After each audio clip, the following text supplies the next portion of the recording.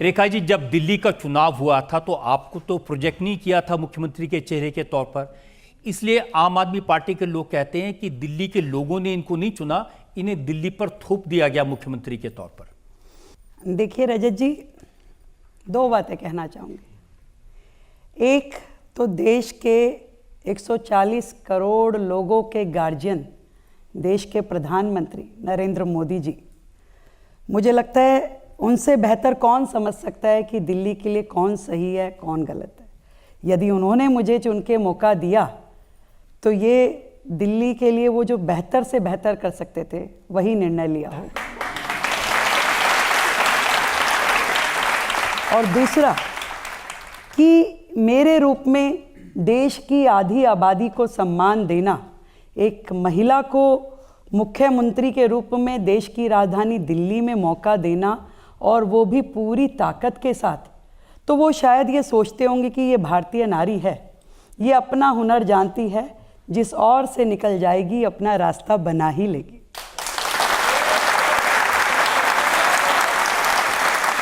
लेकिन लोगों में भी उत्सुकता है जानने की।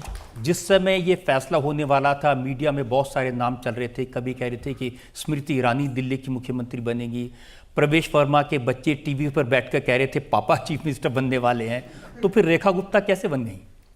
मैं तो यही कह सकती हूँ, ये भारतीय जनता पार्टी की एक बहुत बड़ी खासियत है कि जो ग्रास रूट लेवल के भी किसी व्यक्ति को, एक साधारण पृष्ठभूमि से आए हुए किसी नेता को, अपने बहुत ही ट्रेंड किए हुए कार्यकर्ता को भी ऐसा मौका देकर के उस पर विश्वास कर सके कि वो राज्य की बागडोर और जनता के हित में कार्य कर पाएगा।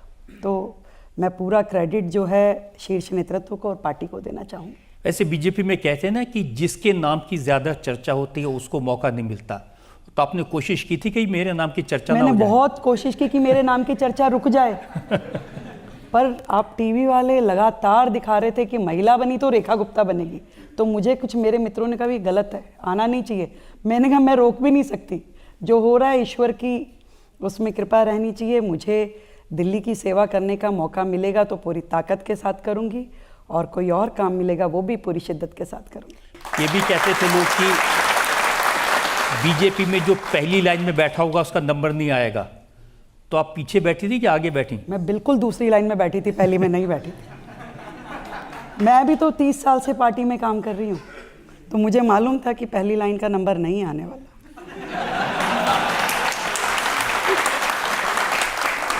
आप फर्स्ट टाइम एमएलए हैं, प्रशासन का कोई अनुभव नहीं है और इतनी बड़ी जिम्मेदारी है, तो कभी डर लगा, कभी रात को नींद नहीं आई कि ये क्या जिम्मेदारी मुझे मिली? डर भी लगा, नींद भी रातों की चली गई है। पहले बनने से पहले तो मुझे, जब आप जैसे मेरे किसी गार्जियन से मैं बात करी थी, मैंने बड़ी घबराहट हो रही थी, तो कहे भी क्या हुआ? मैंने कहा भी डर लग रहा है। कह रहे डर क्यों लग रहा है? कोई बात नहीं, जो होगा ठीक होगा। मैं कहा नहीं वो बात नहीं है। कि फिर कि मैं ये सोच रही हूँ कि अगर मैं कुछ नहीं बनी, विधायक के नाते काम करूँगी तो ठीक रहेगा, मंत्री बना के भी पार्टी ने दे दिया काम तो भी बेहतर है, पर अगर मुख्यमंत्री बन गई तो कैसे करूँगी भाई? तो वो भय पहले कुछ दिन रहा। उसके बाद ये समझ में आया कि आप अकेले नहीं हैं, आपके साथ आपका नेतृत्व है, आपके साथी हैं, आपके विधायक है, आपका मंत्रिमंडल है, और इतना बड़ा प्रशासन है जो सब लोग मिलकर के, केवल आपकी नीति और नियत, दो चीज़ें साफ होनी चाहिए, स्पष्ट होनी चाहिए। उसके बाद तो ये कारवां है, जब मिल करके चलेंगे तो दिल्ली के हित में काम करेंगे ही करेंगे। देखिए, 27 साल भारतीय जनता पार्टी को इंतजार करना पड़ा, दिल्ली में अपनी सरकार बने। ये टीस होती थी, 7 एमपी जीत जाते थे लेकिन दिल्ली हार जाते थे। अब ये और बताइए कि मुख्यमंत्री बनने से पहले मोदी जी को आप कितनी बार मिली थी? मोदी जी को मैं सैकड़ों बार मिली, एक कार्यकर्ता के रूप में, एक नेता के रूप में, पार्षद के रूप में, संगठन की दायित्ववान कार्यकर्ता के रूप में। मैं मोदी जी को पूरा जानती थी, पर मोदी जी मुझे कितना जानते थे ये मुझे नहीं पता था।